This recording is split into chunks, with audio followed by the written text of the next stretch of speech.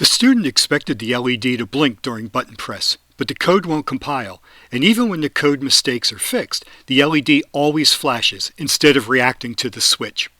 Here's the code. Try troubleshooting before I do. On the circuit, I disconnected the power and checked that the rails are fine, and the LED circuit looks fine with a current limiting resistor of 220 ohm. We see the switch is using a pull-up resistor. However, here's the problem. The pull-up is 220 ohms, but should be around 10,000 ohms.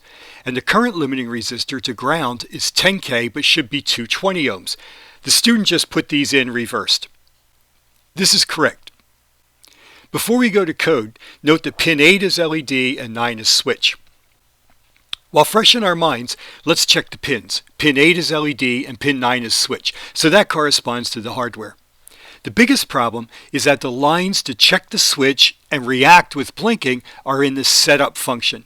That means they're only checked once. After that initial quick check, the switch is no longer monitored.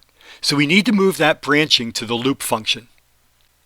We observed in the circuit that she used a pull-up resistor. Therefore, we do not need to use the software pull-up command. And we see three syntax problems. The switch state should be compared to 0, not ground. The keywords for a digital pin are high and low, not on and off.